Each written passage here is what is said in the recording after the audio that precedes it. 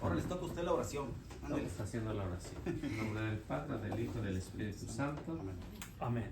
Amadísimo Señor, gracias por darnos una oportunidad más de poder vivir hoy en este día y estar aquí reunido en este lugar para poder estudiar tu santa y bendita palabra a través del evangelista San Juan. Danos la sabiduría, envía el Espíritu Santo para que abra nuestra mente y nuestro corazón y poder disfrutar de estas alegrías tan maravillosas que están en este evangelio, también para que podamos comprenderla y transmitirla también a los demás. También te quiero encomendar a los hermanos que vienen en camino, que no van a poder llegar, para que tu Señor les des paz y tranquilidad donde quiera que estén, y a nosotros para que también podamos aprender hoy en este día, y por todos los que se dedican a enseñar dentro de tu iglesia las Sagradas Escrituras, para que les des el Espíritu Santo y puedan hablar de acuerdo a lo que tú quieres, Señor, de acuerdo a tu verdad, en lo que es este Santo Evangelio o los Evangelios. Y a ti, Mamita María, gracias por interceder por nosotros, por bendecirnos, por ayudarnos. Danos tu bendición en esta tarde para poder empezar esta clase. Amén. En el nombre del Padre, del Hijo y del Espíritu Santo. Amén. Bueno, como la semana pasada no estuve, no sé dónde se quedaron o En el cuarto, en el cuarto. que es el Cordero de Dios, el Cordero de la Nueva Alianza. El Cordero de Dios, El Cordero de número la Nueva 1, Alianza. el Cordero de Dios de la verdadera víctima de expiación, el 2, y el 3, el Cordero de Dios es el Cordero Pascual. El 4 Sí, es el Cordero de la Nueva, sí. De la Nueva Alianza. el nuevo pacto. Bueno, no sé si tienen alguna pregunta de lo que vieron la semana pasada, o si lo entendieron bien, o tienen algún comentario, no sé cómo les iría la semana pasada. Sí, recuerden que alguien hizo un comentario ahí atrás, bueno, sí lo entiendo, ¿verdad? Yo, ¿verdad? No soy sabelotodo, No. pero sí hizo un comentario una muchacha. ¿Se acuerdan que nos confundimos con pacto y alianza? Y alianza, sí, Y cierto. luego quisiera que si nos pudiera explicara un explicar. poquito, bueno, lo entiendo, ¿verdad? Pero Para si todos nos, nosotros, sí. si nos puede decir, Porque había una confusión. hubo una confusión de que pacto y alianza y pacto, y qué es, si es lo mismo o no es lo mismo.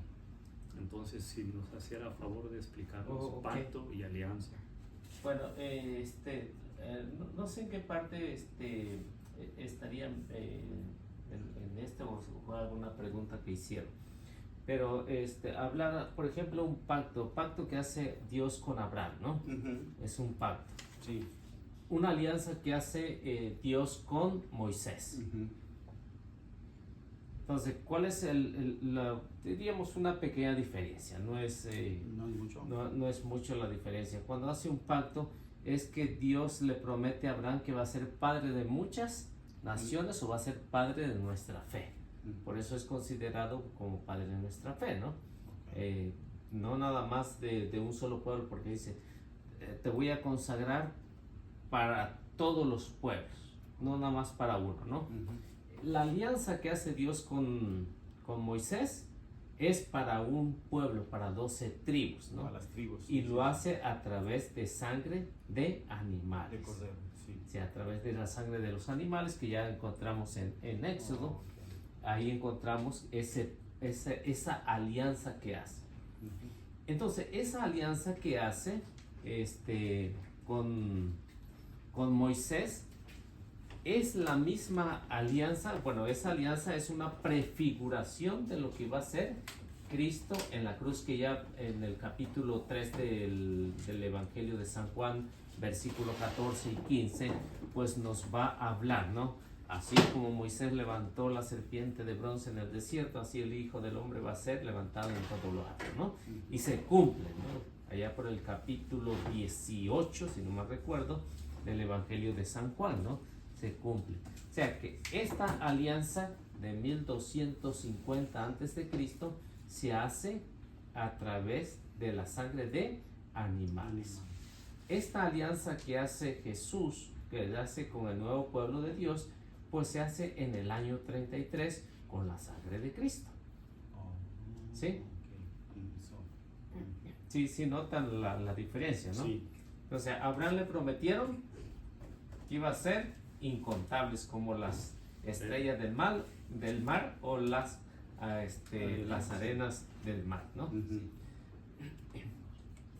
Sí, sí, sí, Sí, me sí, captaron sí. cómo está el asunto, ¿no? Ujú. Entonces, por eso es que esta alianza pues va a tener, diríamos, la perfección. Esta era imperfecta porque era sangre de animales y la nueva alianza por es la una sangre. alianza sellada con la sangre de Del Cristo. Ujú. Y eso lo explica Lucas capítulo 22, versículo 19 al versículo 20, que se va a convertir en Eucaristía. ¿Sí? Se va a convertir en Eucaristía porque ahí mismo lo dice, ¿no? Dice que Jesús tomó pan, Ujú. lo bendijo y dio gracias y dijo, esta es la nueva alianza que será sellada con mi sangre. Ok.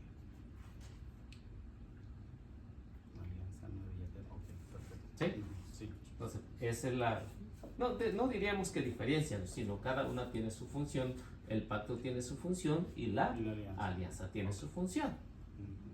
Pero los dos, diríamos, como diríamos, son dos caminos que Al van a mismo. llegar a un mismo fin. Al mismo fin. Ok. Muy bien. ¿Sí? ¿Algo más? ¿No? Sí. Está bien. Gracias. Sí. Bueno, así un pequeño recordatorio, o a lo mejor les sirva de algo de lo que vieron la semana pasada, es que hablaba de que Jesús es el Cordero de Dios, ¿no? El que quita el pecado del mundo. O sea, antes de la llegada de Cristo, pues no se borraban los pecados ya después de Cristo, ¿no? Ya después de Cristo ya se borran los pecados. Por eso Juan tiene en mente la misión de Jesús. Cuando ve caminando a Jesús y le dice a sus discípulos, ese es el Cordero de Dios que quita el pecado del mundo. Porque antes se borraban, es cierto, se borraban los pecados, pero no los quitaba por completo, ¿no? Ujú. O sea, para nosotros ya se borran, ¿no? A través de la confesión, porque ven los sacramentos, ¿no? Los sacramentos, diríamos, importantísimos. Por ejemplo, el del bautismo que vamos a ver en el capítulo, bueno, ya vimos una partecita, ¿no? Una partecita del bautismo cuando Jesús fue bautizado. Bautizado. Luego otra parte de los sacramentos que vamos a ver está en el capítulo 6, que es la Eucaristía. Luego el otro sacramento que vamos a ver está en el capítulo 20, versículo 22 y 23, que está instituido el sacramento de la confesión. Sí. Por eso es que Juan, cuando dice, ese es el Cordero de Dios que quita el pecado del mundo, porque eso es lo que va a hacer Jesús. Va a quitar el pecado del mundo. Ujú. De todos, el que quiera, ¿no? Porque no todos quieren también. Sí. O sea, tanto en el tiempo de Jesús como en el tiempo actual, no todos quieren llegar a la confesión. Ujú. Y no todos quieren llegar al sacramento del bautismo, ¿cierto? No todos tampoco quieren llegar al sacramento de la comunión. Porque vemos en la misa, la mayoría se queda sentado. Porque saben qué es lo que traen, ¿no? Solamente ellos saben. Sí, solamente ellos saben, pero se pierden Claro. de la gracia Ujú. santificante. Y eso es lo que San Juan pretende, ¿no? A decir que es el Cordero de Dios, capítulo 1, versículo 29, para que todos los demás que vengamos o que vendrían después sepamos quién es Jesús, que es el Cordero, que es el enviado de Dios y con una misión de transformar al mundo. Es la misión que tiene. Entonces el evangelista, pues como ven, aplica esas profecías proféticas en dos términos, y esos dos términos es decir, el Cordero de Dios, el siervo de Dios, que es el Cordero de Dios. Y el otro término que usa el evangelista es el que quita el pecado del mundo, es decir, que él destruye el pecado del mundo. O sea que cada pecado que nosotros confesamos está totalmente destruido. Pero a eso es lo que tenemos que ver, que tenemos que estar arrepentidos, porque si no el mismo pecado sigue ahí, ¿no? Sí. O sea, tenemos que tener esa convicción de arrepentido. Y luego Jesús es el cordero que quita el pecado del mundo, porque Él se hace la víctima para que todos los demás puedan llegar a la salvación. Todos los demás podamos llegar a la salvación, y se hace pues en expiación. Como se hacía en el Antiguo Testamento, que era un cordero, tenía que ser macho, nacido en el año y sin defecto. Y no se le debería de quebrar ningún hueso, ¿no? Por eso se hace como víctima de expiación. Y ese es el que encontramos ahí, que es el Cordero de Dios. Y luego a lo que viene, ¿no? En el caso de Jesús, es el que viene a sustituir el Cordero antiguo. Y ese Cordero antiguo pues va a tomar su lugar ya oficialmente desde el momento del bautismo hasta la consumación de su muerte, que va a llegar a la salvación. Y luego bueno, hablando diríamos de la forma del cordero, pues como ven, pues los explica, por ejemplo, Éxodo capítulo 12, versículo 46, ¿no? Cómo tenía que ser el cordero. Números capítulo 19, versículo 12, pues también lo explica. Salmo también 34, pues también lo va a explicar. Buenas tardes. Buenas tardes.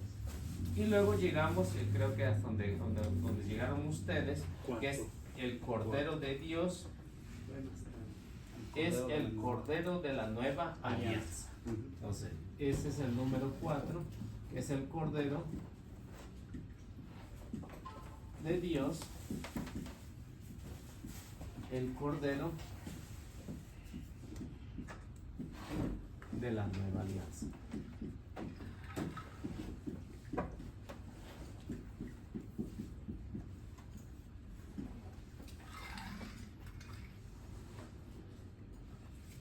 La alianza antigua llega hasta la muerte de Cristo. O sea, la de Moisés, que se hizo aproximadamente en el año 1250, su fin es el año 33. Y eso nos los explica, por ejemplo, Hebreos capítulo 10, versículo 9. Ahí nos los explica que hay una nueva alianza.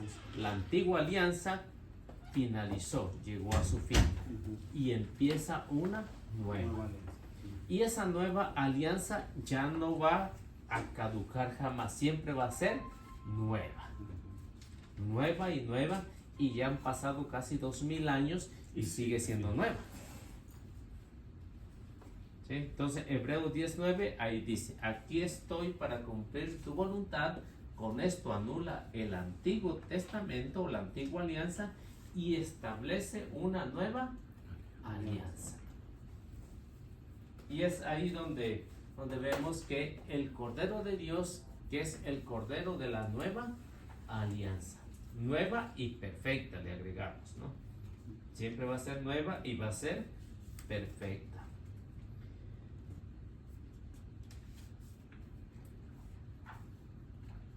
Y en esto,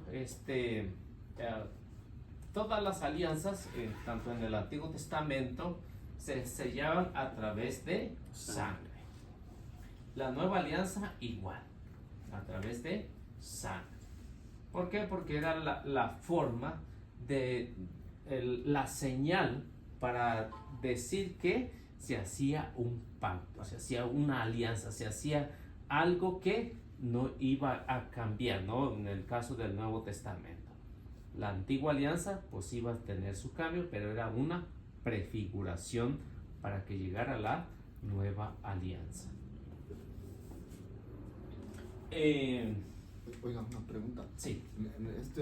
Lo que menciona usted de la nueva alianza, ahí fue Jesús que él se dio al Padre, ¿verdad? O sea, como él se ofreció para hacer la nueva alianza. El Padre ofreció a su Hijo. Sí, el Padre ofreció a su Hijo para que se hiciera una nueva alianza. Así como Moisés ofreció a su hijo, quería sacrificar a su hijo, el Padre, a semejanza de Abraham, ofrece a su hijo para una nueva alianza. Y el hijo pues cumple su voluntad, ¿no? O sea, si ven el caso de Isaac, ¿no? Cuando lo llevaba y que vamos a matar allá, ¿no? ¿No? Sí, por eso es que Isaac se ofreció. Bueno, dice las Sagradas Escrituras que iba sin miedo, ¿no? Sí, así Pues no es. dice que lo mismo que Jesús fue y obedeció. Se dejó guiar. Se dijo, a diferencia de Isaac, que no pasó por el cuchillo, ¿no? Sí. Pero en el caso de Jesús, pues sí, porque tenía que cumplir lo que era la nueva alianza. Entonces, en lo que vemos en el pueblo de Dios, pues se hacía a través de la sangre. Tanto en Génesis nos los dice como también en Éxodo. Y esta alianza, ¿no? De lo que estamos hablando. La antigua alianza. La antigua alianza es en el monte Sinaí.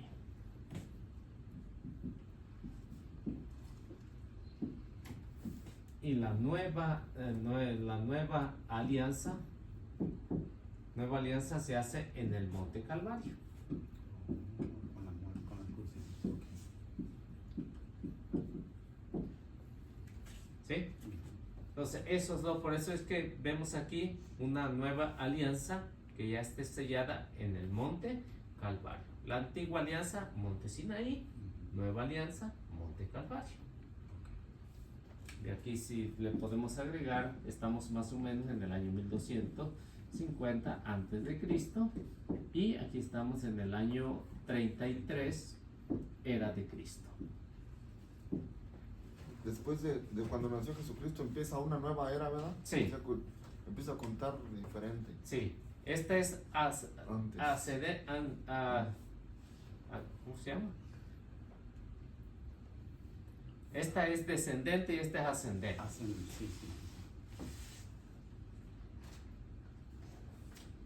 O sea, una baja y la otra sube. Y la otra ¿Por sube. qué? Porque ya es una nueva... Y a los años que tenía Jesús cuando murió, ¿verdad? 33 años. Sí. Sí, ¿verdad? Bueno, Lo que se dice. lo que dice la Biblia, ¿no? Lo que dice que a los 30, pero diríamos es un número simbólico, porque cuando se empieza a ver lo que es la historia, pues vemos que hubieron errores de cálculo. Sí, claro. Jesús nació 4 años antes de esta era, ¿no? Antes de esta era, según los que ya pues, tienen pues diríamos la historia, ¿no? Sí. La historia del conocimiento. Y por eso es que hubo grande relajo y cuando viene el Papa Gregorio, pues trata de acomodar todo esto porque estaba totalmente hecho un desorden, ¿no? Rompecabezas. Está totalmente hecho un desorden y pues ya se estableció desde el año 0 hasta el año que estamos ya ahorita. Estamos ahorita. Allí en el Monte Calvario también se podría decir el Gólgota, ¿o no? Sí, fue conocido Calvario como el de la calavera, ¿no? Ajá, pero Del Gólgota. También se podría Sí. decir Gólgota. El Gólgota. Ok. ¿Cuánto fue? ¿33 qué? Era de Cristo. Era de Cristo. Era de Cristo.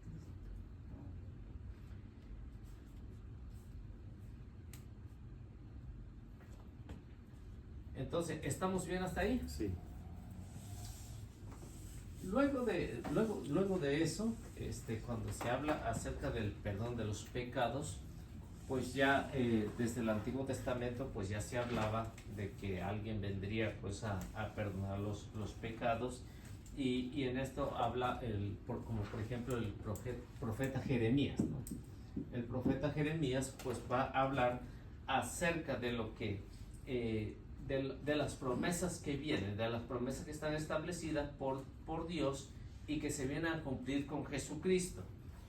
Y en este caso lo que podemos ver, por ejemplo, en Jeremías capítulo 31, versículo 34, va a hablar acerca del perdón de los pecados, y también el profeta Ezequiel en el capítulo 36, versículo 15, pues nos va a hablar acerca del perdón de los pecados. Por eso es que ven como Juan el Bautista dice, ese es el que va a quitar el pecado del mundo. Lo que se habló antes. Sí, de lo que estaba hablando antes. ¿No es el 25? Ezequiel 36. A ver, leamos a ver qué dice. Si no es 35, si no es 15, 35, a ver qué. Jeremías 34. 36. 31 hasta 34. Capítulo 31. A ver qué dice. Ahí nos damos cuenta. Que llega el día, dice Yahvé, el 31, 34, ¿verdad? Ya no tendrán que enseñarle a su compañero o a su hermano diciéndole, conozcan a Yahvé, pues me conocerán todos del más grande al más chico, dice Yahvé. Yo entonces habré perdonado su culpa y no me acordaré más de su pecado. Exactamente, ¿no? Lo que dice en el versículo 34 o 35 ahí. 31, 34. 31, 34 es lo que menciona, que Él viene a perdonar los pecados y no se acordará jamás de los pecados. O sea, por eso es que cuando viene Cristo, bueno, si hablamos un poquito antes, ¿no? Por ejemplo, hablamos un poquito antes, y no sé si me pueden buscar ahí Marcos capítulo 1, versículo 5. Antes de que ya estuviera la confesión instituida, ¿no? Y este es como un Marcos, ¿qué perdón? 1:5. Este es como un anticipo, ¿no? De lo que iba a hacer Jesús. Toda la provincia de Judea y el pueblo de Jerusalén acudían a Juan para confesar sus pecados y ser bautizados por él en el río Jordán. ¿Sí se dan cuenta? Antes de estar instituido el sacramento del perdón de los pecados, lo que está hablando Jeremías, Juan dice que predicaba y predicaba fuerte, ¿no? Y toda la región de Judea, o muchas de la región de Judea, iban con Juan y confesaban sus pecados. Y a ser bautizados. Y luego Juan los bautizaba, sin estar instituido oficialmente. Y como ellos que los bautizó Juan, ellos ya no ocuparon de bautizarse otra vez. Sí, ¿O sí? sí, tenían que bautizarse porque el bautismo de Juan era agua. un de agua, de conversión. Y el otro era el nombre del Con el Padre Espíritu y Santo. del Espíritu. Sí, el otro era para borrar los pecados. Y ya era bajo Padre, Hijo y Espíritu Santo. El de Juan era un bautismo nada más de agua, de conversión, y hasta ahí llegaba. Entonces por eso es que se tienen que bautizar, ¿no? ¿Recuerdan cuando hablamos de Hechos, no? ¿Se acuerdan? Hace como que 4 clases, 3 clases. Hechos 18. Que cuando Pablo llegó predicando ahí y le dijeron, pues, que le pregunta a Pablo ahí a la comunidad, ¿ustedes están bautizados? Sí, ya nos bautizamos, tenemos el bautismo de Juan. Y ya recibieron el Espíritu Santo. Y le dicen, pues nosotros no sabemos ni qué es el Espíritu Santo, ¿no? ¿No? Entonces, ¿qué es lo que hacen? Se vuelven a bautizar. Bautizarlos bien, ¿no? ¿Por qué? Porque el bautismo de Juan pues no tenía una validez como el bautismo que viene instituido por Jesús, que que muy bien ya va a hablar Juan en el capítulo 3 y que Mateo habla, ¿no? Mateo y Marcos hablan, capítulo 15, versículo 16, hablan del bautismo, y Mateo capítulo 28, versículo 19, pues ya hablan del bautismo. Y ya en las comunidades cristianas, por ejemplo, si podemos o se pueden ver Hechos capítulo 2, versículo 38 al 39, pues habla del bautismo, que es para el perdón de los pecados. ¿Sí? Pues estamos hasta ahí bien, ¿no? ¿Y qué era? Ezequiel. 36:15. A ver qué dice, 36:15. No permitiré que oigan de nuevo los insultos de las naciones extranjeras. No recibirán más ofensas de esos pueblos, porque ustedes no volverán a dejar sin hijos a sus pueblos. Yo, el Señor, los afirmo. A ver, ¿qué sería? 35. ¿O cuál era? 36:15. No permitiré más que te insulten las naciones. Es 25, ¿no? Es Ezequiel 25, no es 15. 36, 36, 25. 25. A ver qué dice. Los rezaré con agua pura y quedarán purificados. Los purificaré de todas sus impurezas y de todos sus inmundos ídolos. ¿Los qué? Los rociaré con agua pura y quedarán purificados. Los purificaré de todas sus impurezas y de todos sus inmundos ídolos. Habla del bautismo, ¿no? Para la purificación, para el perdón, de lo que Juan hablaba anteriormente. Luego, Pues cambien el 2 por el 1 por el 2. 2:25. luego, bueno, ¿qué más?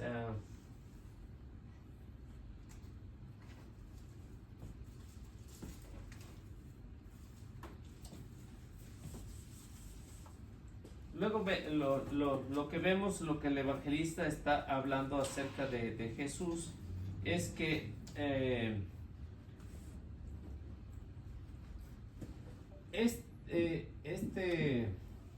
este Salvador que viene, que está haciendo una nueva alianza, es para toda raza,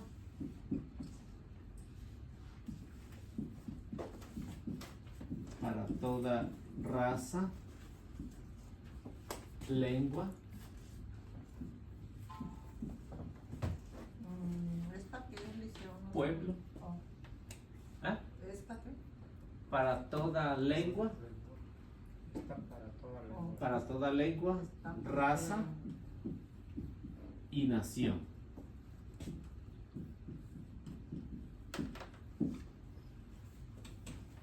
Ya no es nada más para un pueblo, ya es para todo el mundo. Y eso, en lo que vemos ahí, pues, aunque Juan pues no lo menciona, pero el que lo menciona, en este caso lo que estamos hablando acerca ya del plan salvífico de Jesucristo, pues ya lo menciona Mateo, ¿no? Que es para todas las naciones. Vayan y hagan que todos los pueblos sean mis discípulos. O sea, raza, tribus, lenguas, naciones, todo es ya para la salvación. Para eso vino Jesús, no nada más para un solo pueblo en determinado, sino es para todas las naciones. Y como ven, por ejemplo, en Apocalipsis capítulo 5, versículo 9 al versículo 10, nos va a mencionar. Otro podemos buscar Éxodo capítulo 19, versículo 6.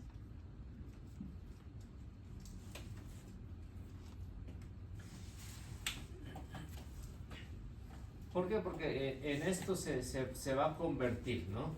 Desde el momento en el que Juan está hablando del Cordero y que después va a introducir acerca de lo que es el bautismo, pues va a hablar que es para todas las razas, tribus y lenguas, y esos que aceptan, pues se van a convertir en una nación de sacerdote. Estamos hablando de sacerdote ministerial, ¿no? Y sacerdote común de los laicos. De los fieles. Entonces no hay que confundir entre el sacerdocio ministerial y el sacerdocio común de los laicos, porque en el momento del bautismo la iglesia nos ha enseñado cuál es nuestra función o qué recibimos ahí o qué es lo que vamos a hacer. Tenemos que ser o somos profeta, sacerdote y reyes. ¿Qué significa cada uno de esos?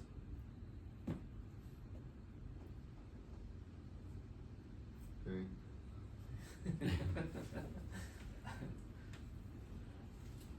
A ver, vamos a leer qué nos dice Apocalipsis.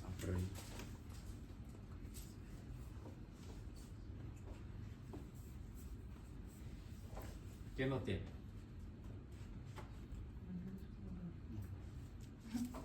Y cantaban este canto nuevo.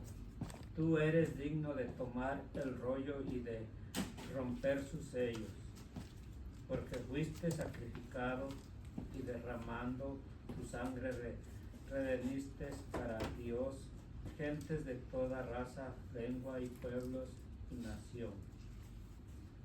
O sea, 10 también, ¿verdad? sí. De ellos hiciste un reino, hiciste sacerdotes para nuestro Dios y reinarán sobre la tierra. La alianza que viene a ser Jesús es para todos, para raza, tribus y lenguas, y porque dice el Apocalipsis, porque tú derramaste tu sangre por todos ellos. Aparte de eso, dice, los hiciste sacerdotes. O sea, lo que recibimos en el bautismo, no lo que le decía, lo que recibimos en el bautismo. Somos profetas porque estamos enviados para hablar de la palabra de Dios, en el nombre de Dios, no hablar de Dios, sino en el nombre de Dios. Somos sacerdotes porque estamos consagrados desde el momento de nuestro bautismo, ¿no? Somos común de los laicos, y ya el que tiene pues el ministerial pues ya tiene más trabajo, ¿no?, que hacer. Y somos reyes porque el rey es para servir, no para que se sirva.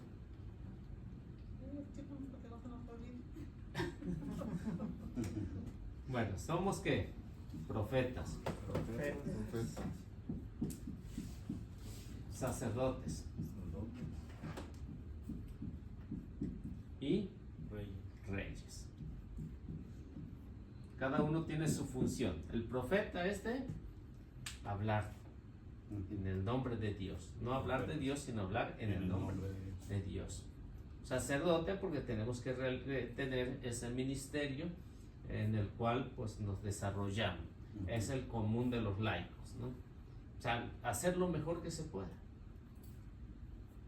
Y el rey, de reyes, es estar al servicio de los demás.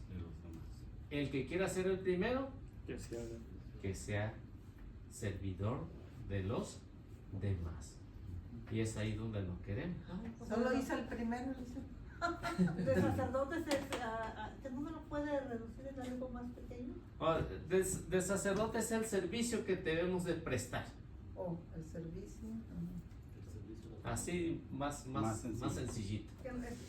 Estar al servicio de los demás es el de reyes, ¿no? El de reyes. Ajá. Servir. ¿Y el otro? ¿Cuál? Y El sacerdote. Sí, el sacerdote es de servir A los demás. a los demás. ¿Que no era reyes? El profeta dijo que hablara en el nombre de Dios. Bueno, bueno, ¿cuál es el primero? ¿Dónde se queda? Dijo primero El sacerdote. profeta es hablar en el nombre de Dios. Ajá. El sacerdote es servir. Hacer lo mejor de Y el del rey es estar al servicio de los de más. Reyes, ok.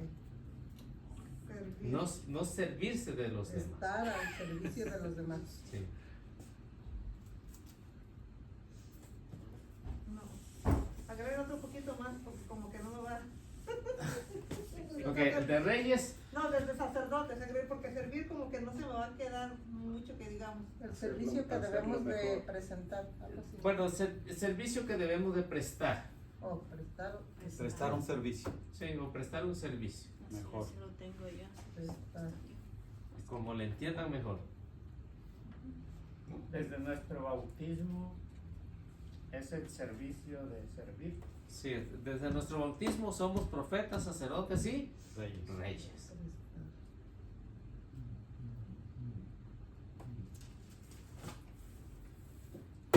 O sea, entonces, Ya más o menos. por eso es que cuando viene Jesús, ¿no? Y lo identifica muy bien Juan.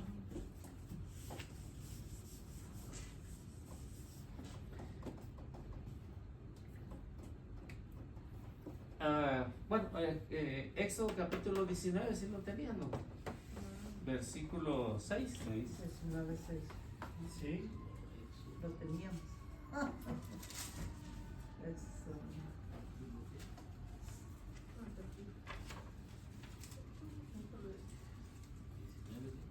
Seis. 19 y 6. 19 y 6. A ver qué lo tiene.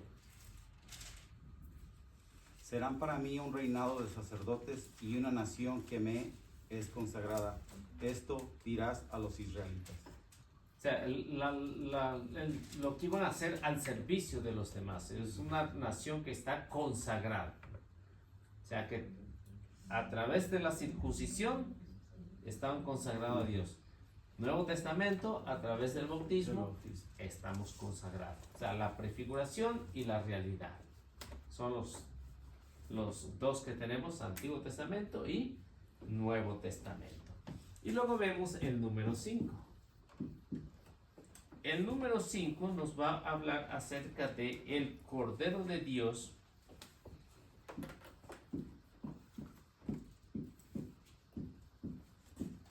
El Cordero de Dios Señor y Rey. y Rey.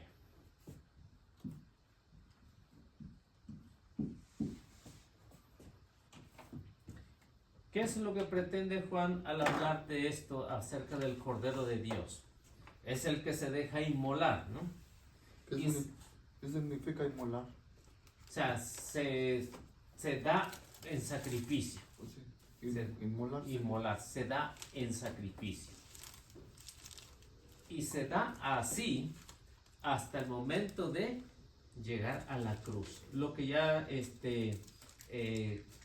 si no me recuerdo, es el capítulo 18, donde Pilato mandó a escribir en los 3 idiomas oficiales que habían en el pueblo. Este es Jesús, el Rey de los judíos. Entonces, este cordero se da a inmolar en la cruz. O sea, se sacrifica en la cruz.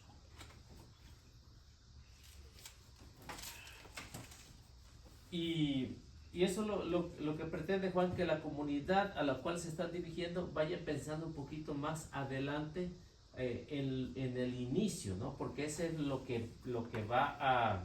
Su idea central es dar a conocer a Jesús, que es el verdadero Cristo, el verdadero Cordero de Dios, el que va a quitar el pecado del mundo y se va a dar a los demás en sacrificio. ¿Y cómo lo va a hacer? El Cordero que se va a sacrificar y que va a ser rey en esa cruz, porque como ven los soldados, ¿no? Los soldados decían, salve rey de los judíos, ¿no? En forma de burla, pero la realidad es que Jesús es el rey, la realidad. Aunque ellos lo hacían como burla, pero Jesús es el rey y sigue siendo el rey. Y esto lo hace con el fin de vencer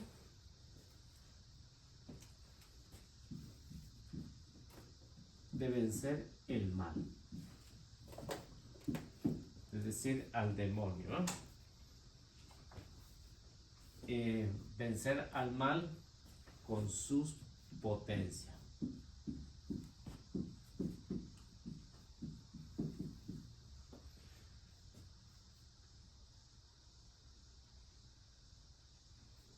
Y esto lo hace, cuando Jesús vence al mal con su potencia, lo hace en unión con sus fieles.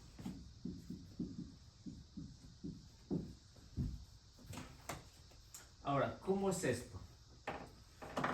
Lo hace Jesús. Aparentemente, cuando estaba en la cruz, aparentemente los otros habían pensado que Jesús había sido vencido. ¿Por qué? Porque lo habían matado. ¿Qué es lo que hace después? Está en los 3 días en la sepultura, resucita y vence al mal con todas sus potencias. Pero no lo hace solo. Lo hace con sus fieles. ¿Cuáles son sus fieles? Pues los discípulos, aunque en un momento parecían que eran infieles, ¿no? Porque tenían miedo. ¿Y quién no, no?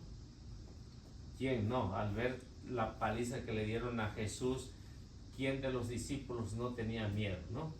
Aunque Juan estaba muy joven, pero también haber tenido miedo, ¿no? Aunque estaba al pie de la cruz, pues haber tenido miedo. Es lo natural de la humanidad, ¿no?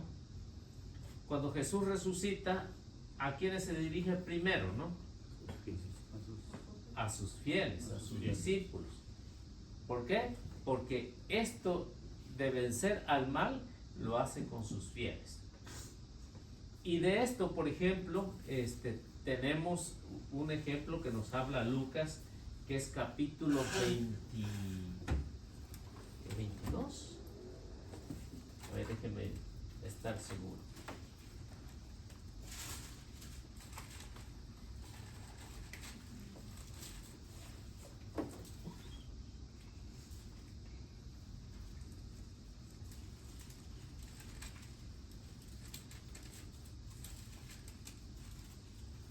A ver.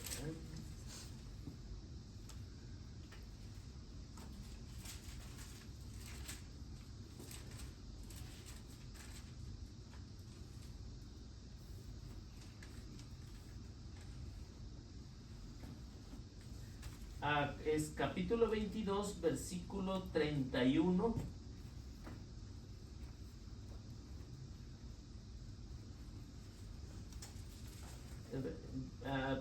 31-32 ¿De Juan?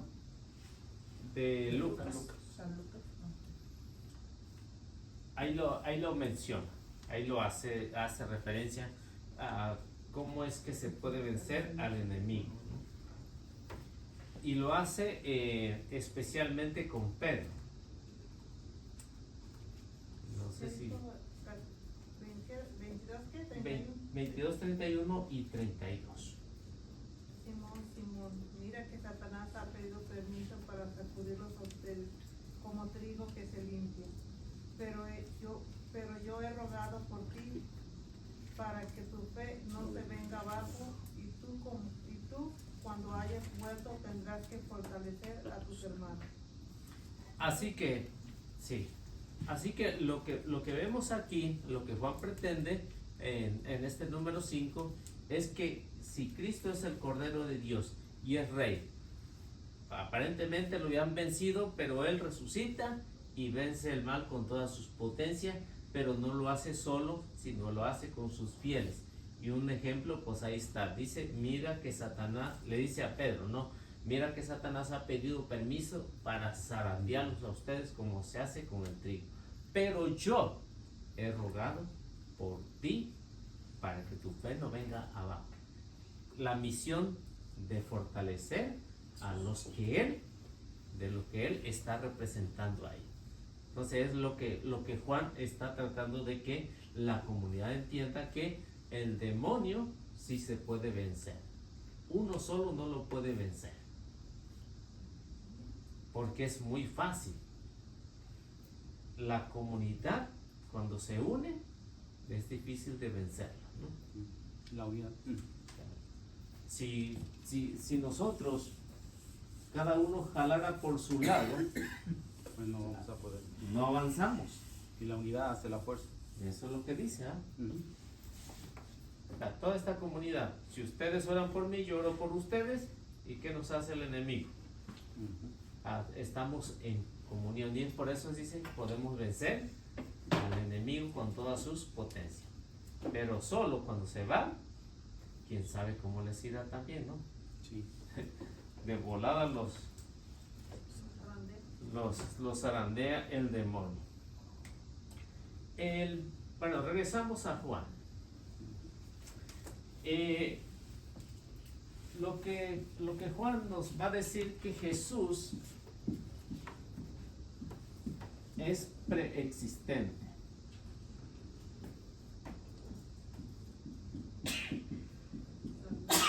Salud.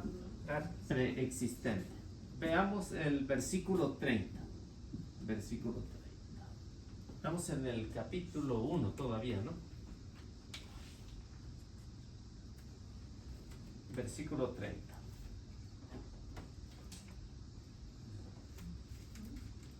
Sí, seguimos en Juan, también. Juan 30.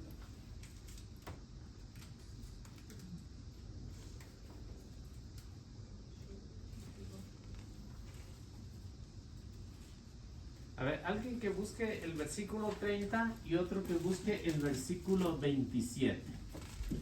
Y le hallamos la similitud.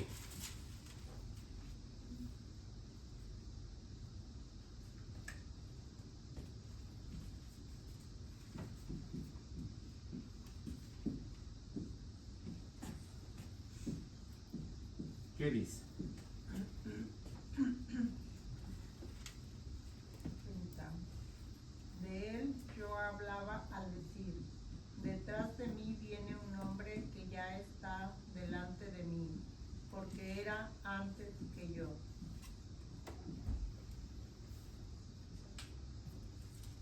A ver, al 27.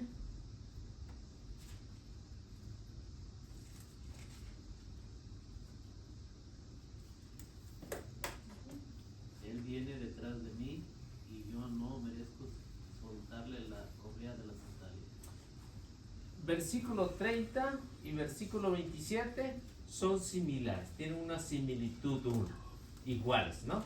No sé si lo notaron, pero son similares los dos versículos. ¿Qué es lo que está resaltando ahí? Viene un hombre. Cuando dice viene un hombre, es igual a que tiene unas cualidades humanas como todos, ¿no? Como San Pablo va a decir que Jesús es semejante a todos, menos en el pecado. O sea, las cualidades de hombre es lo que está haciendo resaltar en estos dos versículos. Esa cualidad que tenía Jesús. Jesús se enojaba. Sí, ¿Sí? Hermano. Sí, se enojaba. Jesús tenía hambre. sí, ¿Sí? Lloró. Jesús tenía sentimientos. Sí. ¿Sí? O sea, que ven, las cualidades humanas de Jesús, las que tenía, son las que tenemos nosotros, a diferencia que Él no tiene pecado. Pero nosotros nos enojamos, ¿no? Estamos tristes, Enojarse no es pecado, no es pecado. siempre y cuando no ofenda a uno.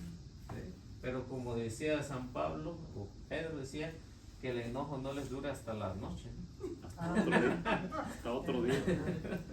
¿No? O sea que uno se puede enojar, pero luego recapacitar y al menos pensarle, ¿no? O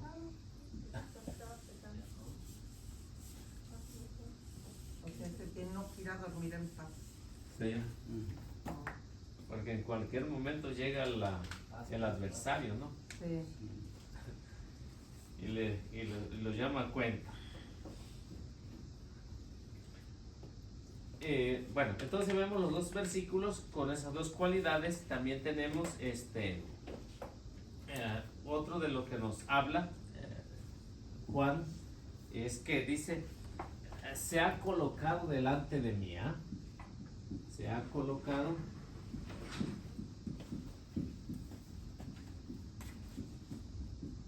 delante de mí.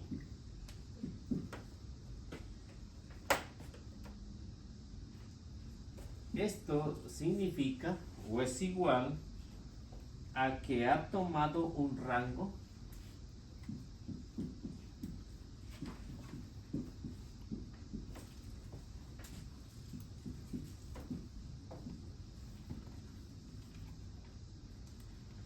y lugar superior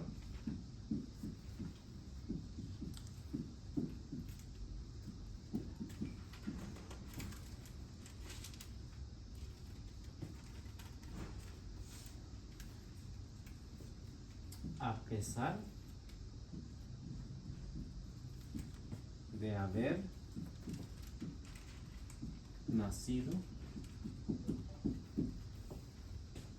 6 meses después.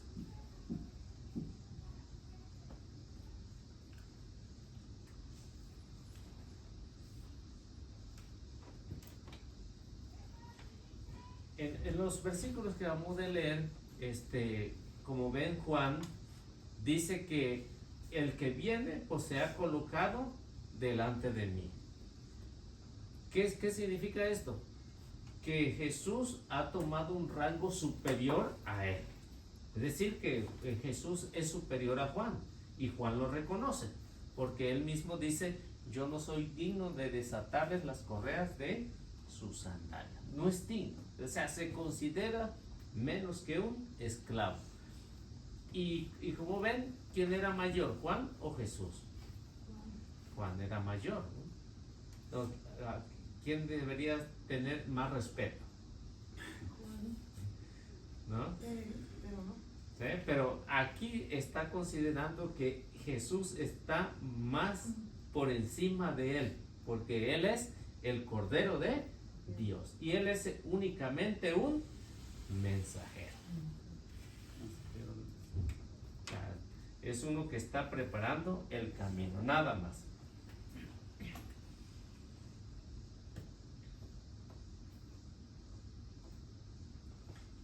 Otra cosa que vemos aquí es que el Bautista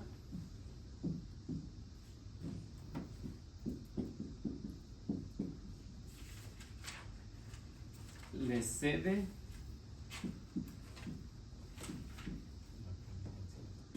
la preeminencia.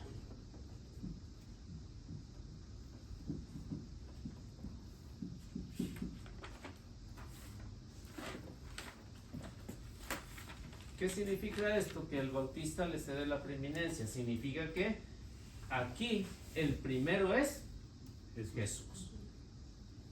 No es él. Porque él es un sirviente nada más, ¿no? Él es el jefe, es el patrón, y es aquí donde empieza a disminuir Juan.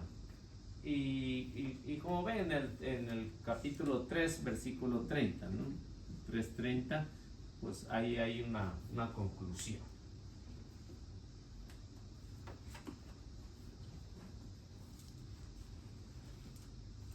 Porque Juan va a decir que Jesús, o dice él, existía antes que yo. Es capítulo 3:30. 3:30. Él está reconociendo que Jesús ha existido desde antes. Y como ya lo vimos en el inicio, ¿no? del curso, vemos que ya estaba el Padre, estaba el Hijo y estaba el Espíritu Santo. Y ahí lo vemos en el Génesis capítulo 1, versículo 1 y Génesis capítulo 1, versículo 26. Ahí lo vemos. Y por eso Juan, que conoce, lógico, está inspirado por el Espíritu Santo, porque quedó lleno cuando la Virgen María fue a visitarlo, ¿no? O sea, está lleno del Espíritu Santo y conoce que Jesús es antes que él, aunque sea menor de edad.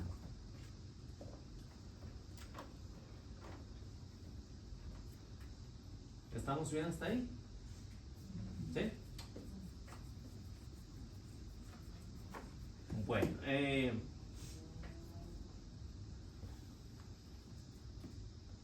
Entonces, a esto lo que pretende Juan es darle la preeminencia a Jesús y también saber que Jesús existía antes y tiene superioridad sobre él.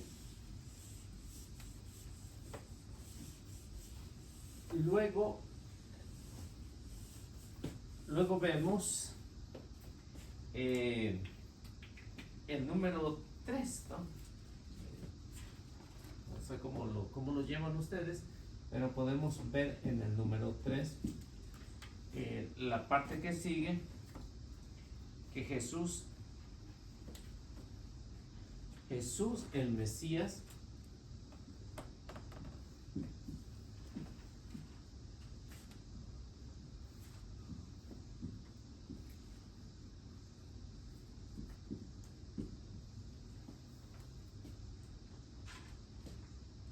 que bautiza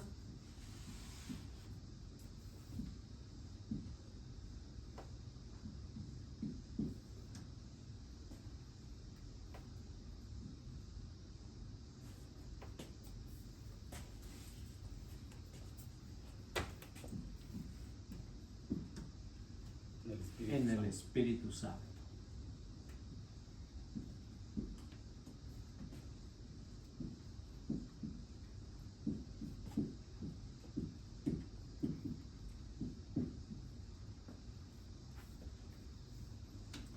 Y ya lo podemos ver en lo que es el versículo 31 o los versículos 31 al 33.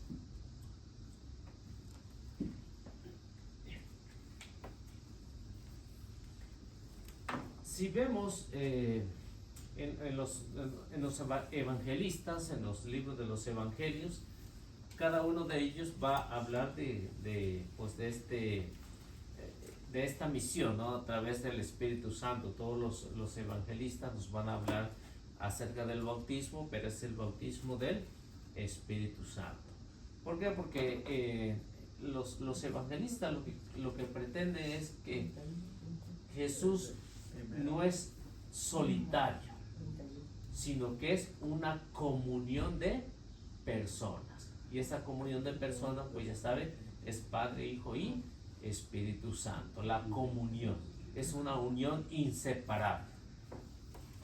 Y cuando habla de esta unión inseparable, pues ya vemos que a lo que viene Jesús. A ver qué nos dice. Estamos capítulo 1, el versículo 31 al 33.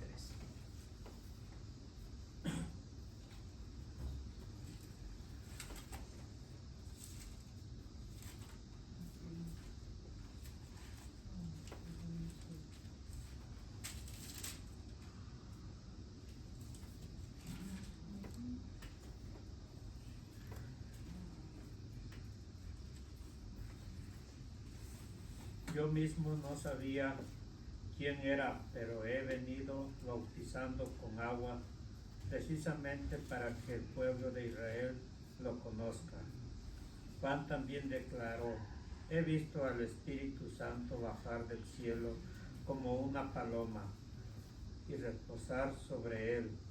Yo todavía no sabía quién era, pero él que me envió a bautizar con agua me dijo: aquel sobre a quien veas que el Espíritu baja y reposa, es él que bautiza con el Espíritu Santo.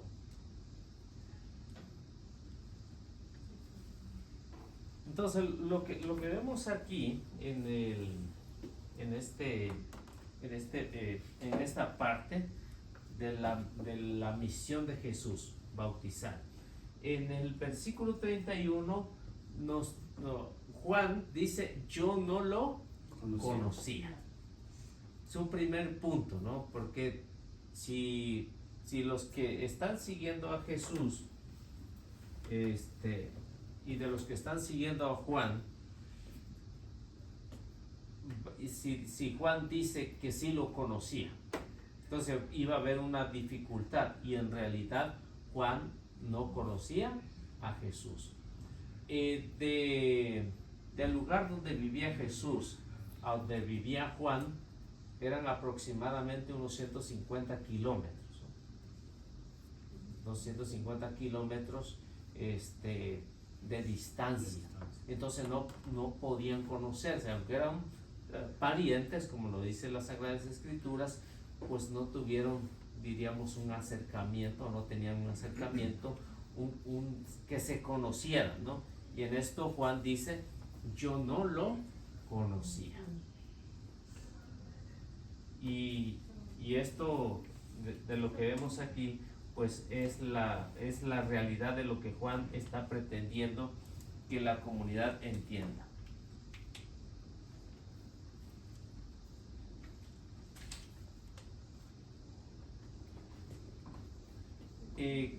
Unos 150 kilómetros, que serían unas 100 millas. Por ahí más o menos. Sí, unas 100 millas, ¿no? ¿Y aquí a dónde sería?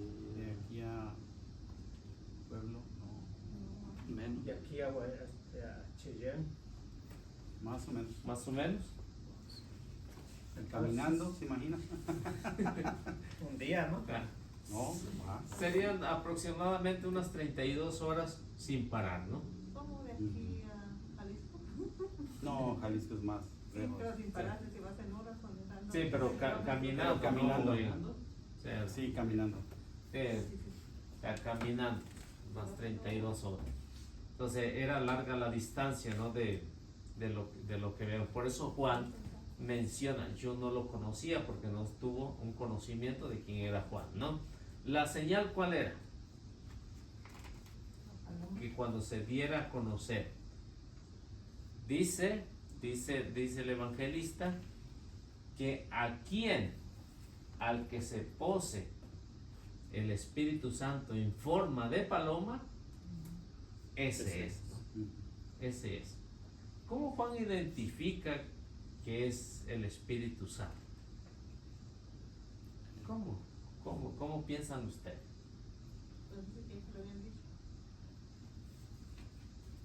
Sí, ya se lo habían dicho, pero ¿cómo identifican, no? En el bautismo. Pues cuando lo bautizan, luego llega la paloma, se posa en... Dice en forma, no, recuerden que no es una paloma, ¿no? No, Dice en forma de paloma. paloma. En forma de paloma. ¿Por qué de paloma?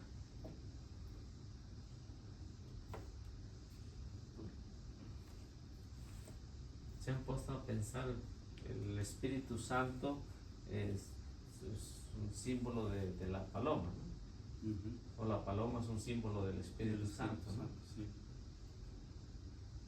Lo único que me podría guiar es que después del diluvio fue lo que dejó yo que es una paloma. Es lo único que me podría yo guiar por eso.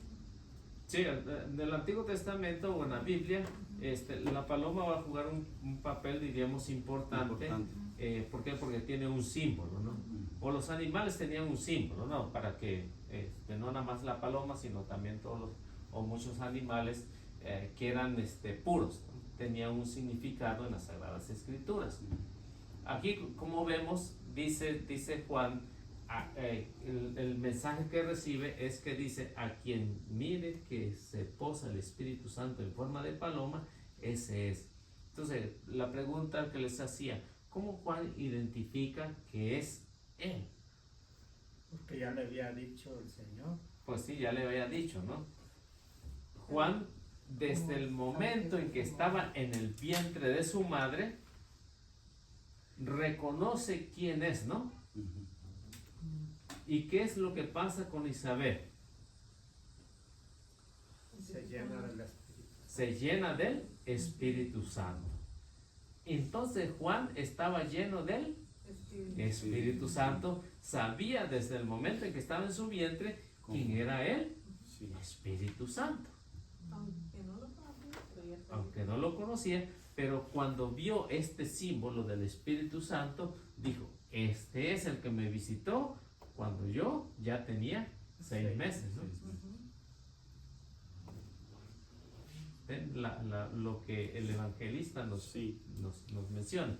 Y sí, aquí lo dice, y Juan dio un testimonio, he visto al Espíritu Santo bajar del cielo como una paloma y quedarse sobre él. Quedarse sobre él. O sea, que Juan identifica quién es el Espíritu Santo. Ahora, ¿por qué dice en forma de paloma? Porque la paloma, dicen biológicamente, e incluso ya ellos lo sabían, que la paloma no puede ver dos objetos a la misma vez, ve uno solo. Y el Espíritu Santo, ¿qué es lo que hace? Cuando se bautiza, nada más ve a uno, al que se está bautizando. No puede ver a más. ¿Por qué? Porque dice, este es mi hijo muy amado, la voz del Padre. O sea, que el Espíritu Santo es el que biológicamente lo podemos, que no puede haber a más. O sea, es como si uno nada más existiera en el planeta. Y las palomas, aunque miran muchos, aunque hay muchos objetos, nada más puede ver uno solo. O sea, por eso es que dice que el Espíritu Santo se bajó en forma de paloma, porque únicamente ahí estaba mirando a Jesús. Y eso es lo que mira Juan, ¿no? Diríamos que es una visión que tiene Juan y mira que el Espíritu Santo está bajando sobre Jesús. Es la visión. Como quien dice, lo está bautizando en el Espíritu Santo, Señor. Sí, está descendiendo, está bautizando y el Espíritu Santo está descendiendo sobre Jesús.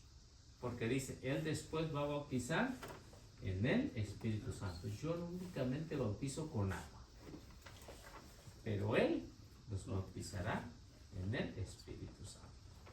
¿Estamos bien hasta ahí? ¿Eh? Entonces, cuando escuchen algo así... Entre todo el montón, nomás Juan vio a Jesús, ¿o cómo? ¿Sí?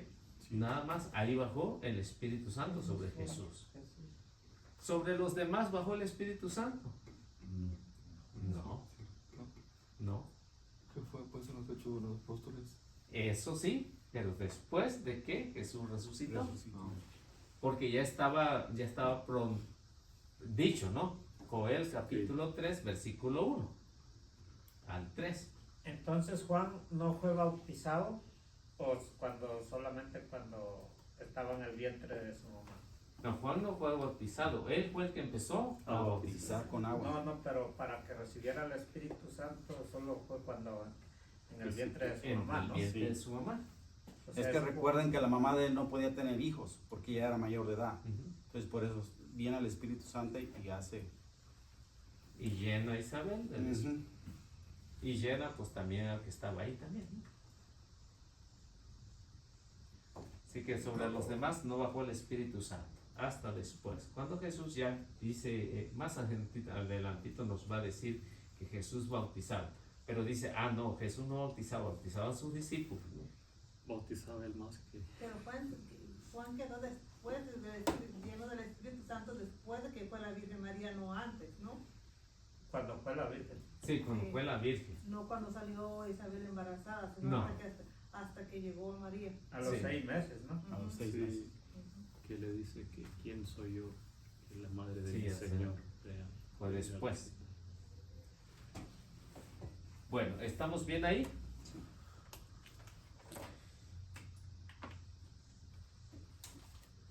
Entonces, para que tengan en mente que Juan recibió el Espíritu Santo en el vientre de su madre, y esto era porque la Virgen María lo visitó y quedó lleno del Espíritu Santo. Lucas capítulo 1 versículo 46, ¿no? ahí lo menciona. Lucas 1:46, que queda lleno del Espíritu Santo. Luego, Y para entender bien, entonces Juan nunca vio una paloma. Una paloma así. no, o sea, una en forma, sí, en forma. Es como una señora que decía, aquí estuvo el Espíritu Santo, hasta una pluma hay. No, no, eso sí que no, ¿ah? No, pues no. Porque el evangelista es muy claro que dice que en forma de paloma. No, de pluma. No dice que fue una paloma, en forma de- de paloma.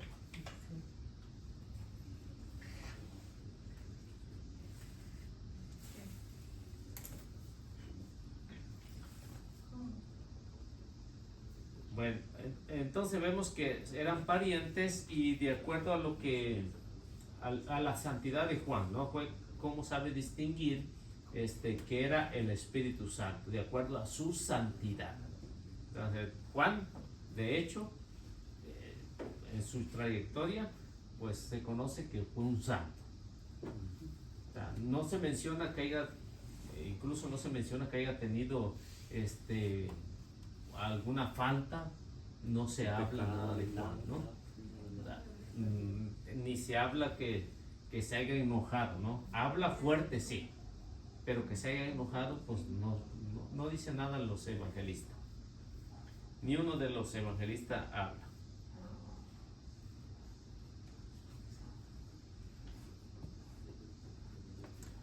Bueno, entonces vemos otra de las cosas que había ahí. Él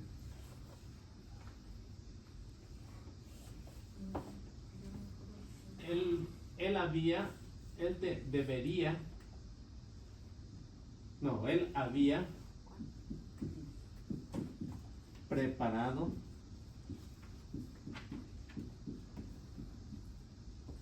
el camino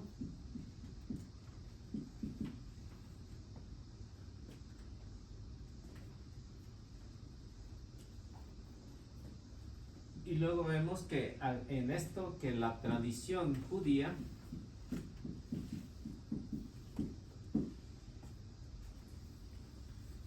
se basaba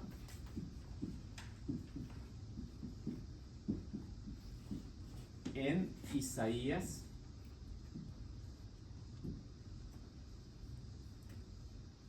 40, versículo 3.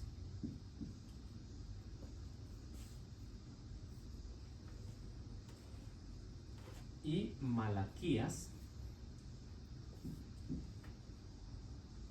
3, 1 al 3.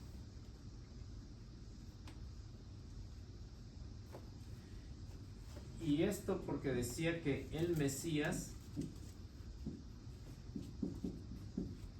debería permanecer oculto.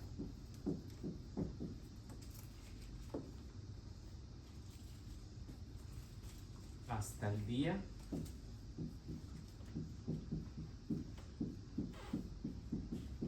de su manifestación.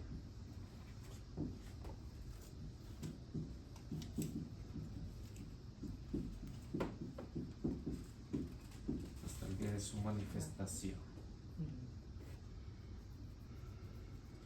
Que iba a ser pública.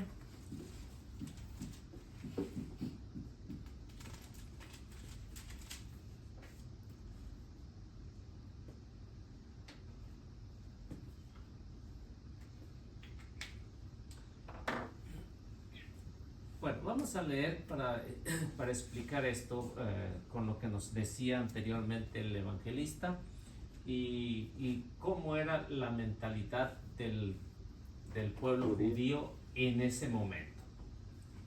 Vamos a ver qué nos dice Isaías 40, versículo 3.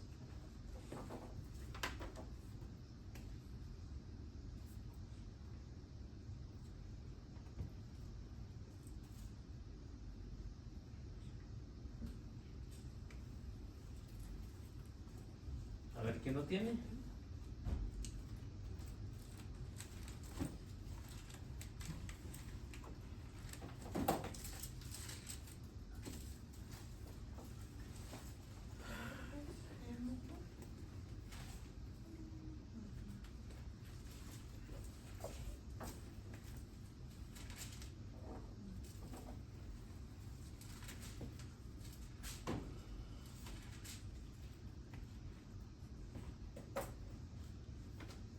Una voz grita: preparen al Señor un camino en el desierto, tracen para nuestro Dios una calzada recta en la región estéril.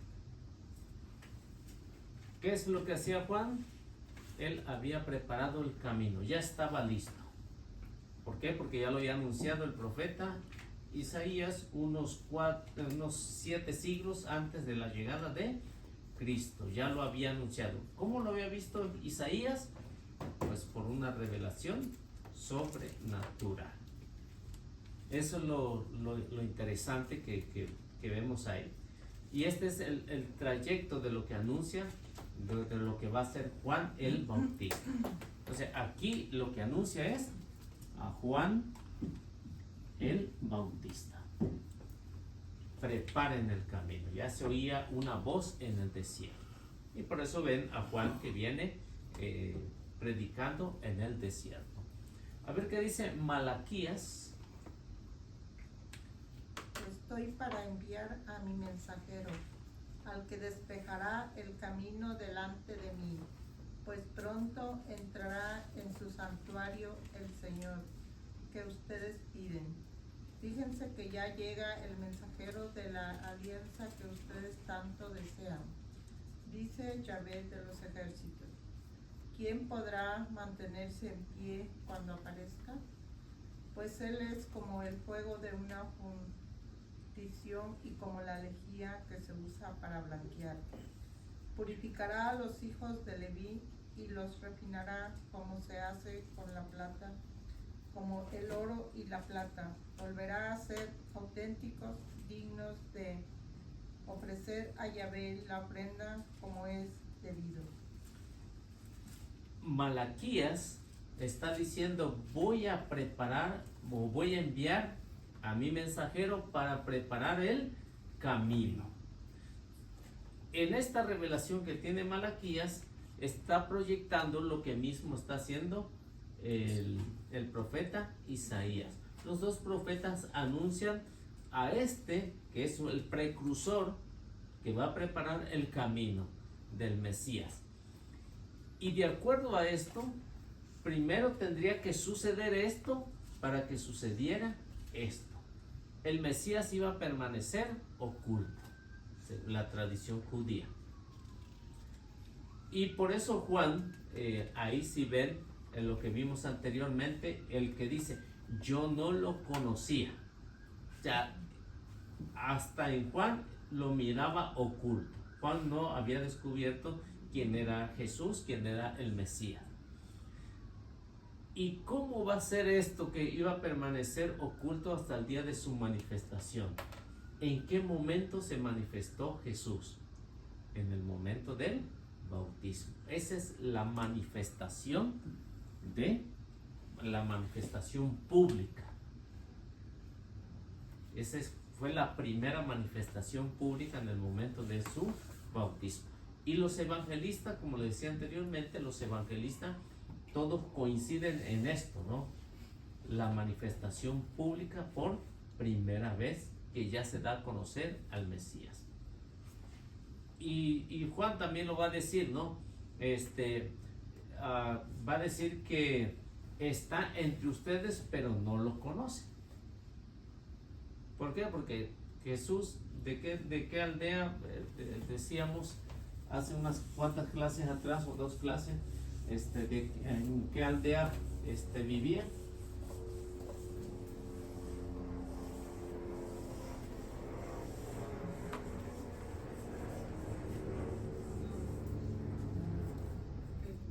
Galilea, Nazaret. Nazaret, ¿no? Nazaret, que era donde vivía, y por eso se le iba a llamar Nazaret.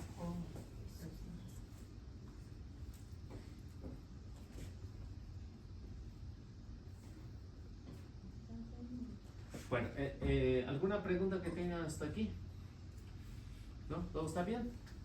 Usted me dice en qué hora. Faltan 6 minutos para la media. Faltan 6. Bueno, vamos a ver lo último.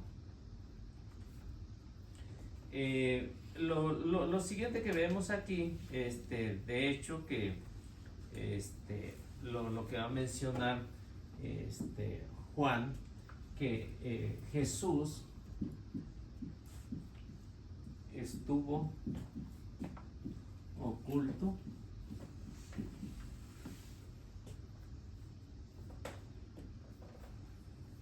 mientras el nuevo Elías preparaba el camino.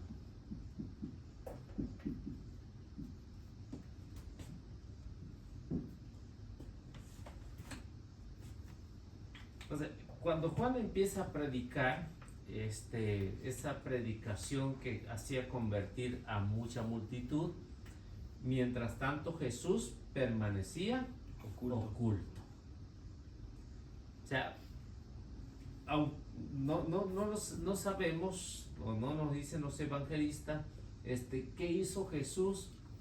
La última vez que aparece es a los 12 años, ¿no? De recién nacido hasta los 12 años aparece ahí. De los 12 años hasta los 30 no sabemos Nada. qué fue lo que hizo, ¿no? Los evangelistas no nos dan ningún detalle. Permaneció oculto como cualquiera de nosotros, ¿ah? Pero con una misión fija de lo que vendría a ser. Cuando Juan empieza su predicación, Jesús permanece oculto. Cuando ya se da a conocer es en el momento del bautismo, donde empieza su vida pública durante esos 3 años que estuvo predicando. Y esto para que se cumpliera la profecía de que vendría Elías, para que se cumpliera. Porque si Jesús aparece antes de Juan, entonces deja de ser el Mesías. Era como uno de tantos que habían venido antes, pero que no había habido algo así semejante a lo largo de la historia. Hubieron muchísimos antes de eso. Por eso el pueblo, como ven, pues no hacía mucho caso, ¿no? ¿Por qué? Porque ya habían venido otros Mesías, pero no coincidían con lo que los profetas antes habían dicho. Cuando esto sucede, pues ya muchos empiezan a poner atención, porque ya empieza alguien semejante al profeta Elías, y empieza algo a cambiar de mentalidad, porque empieza a bautizar, y es un acontecimiento nuevo, y empieza a llamar la atención, ¿no? Tanto que ya vimos en los capítulos anteriores, tanto así que los fariseos envían una comitiva a cuestionar a Juan. Y esto es lo que vimos anteriormente, ¿no? ¿Por qué? Porque para ver si realmente es la llegada del Mesías o no es el Mesías. Porque ya muchos coincidían de que esto sí me echaba con los profetas. Y de aquí pues ya vemos que viene y prepara el camino del Señor. Entonces nos quedamos ahí hasta la próxima semana, si Dios quiere. Ya seguiremos hablando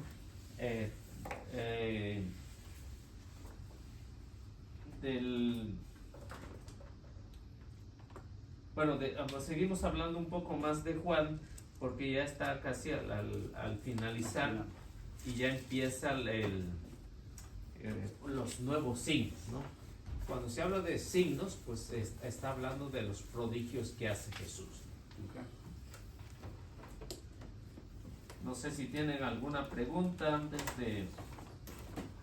Pues la otra vez escuché yo que decían que no sé si eso de ese evangelio que está como escrito, como en 7 días, parecido al Génesis, como cuando Sí. creó el Señor. ¿Cómo está eso? A ver, explícanos. Sí, eso es lo que vamos viendo ahorita. Estamos en el ¿qué? ¿En qué día estamos ahorita? En el primer día todavía. Y así como vayamos avanzando, Segundo vamos día. viéndose. ¿Estamos en el segundo día ya? Yeah. Entonces estamos en el segundo día, porque el evangelista nos está diciendo en este día, y luego al siguiente día, y luego al siguiente día. En el evangelio. En el evangelio lo va mencionando, no va diciendo, como dice el Génesis, el primer día Dios hizo esto, hizo aquello, y descansó, no, paró ahí. Y luego al siguiente día hizo esto y esto, no. El evangelista está narrando de una forma más especial ¿Qué fue lo que hizo Jesús durante estos 7 días? O sea, si estamos en el segundo día, pues nos faltan 5 días más para completar la semana. Pero el séptimo día, pues hay una pausa de descanso y no hay nada, ¿no? Y por eso es que el Evangelio de San Juan pues es conocido como el Nuevo Génesis. Entonces ahí nos quedamos. Pues vamos haciendo la oración. Si alguno de ustedes pues, nos hace la oración, pues bienvenido.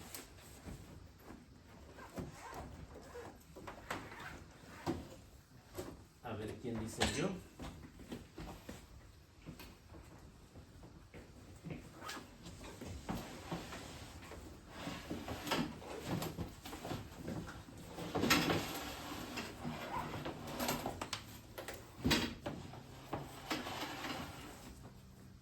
A ver quién se animó, nadie. Yo la hago en nombre del Padre, del Hijo y del Espíritu Santo. Amén. Amén. Señor, te damos gracias por este día, por las clases que hemos tenido. Te damos gracias por el deseo que se da ese tiempo para explicarnos todo lo que está escrito en tu palabra. También te pedimos por todos nuestros compañeros que no vinieron hoy para que la próxima clase se den ese tiempo para que vengan.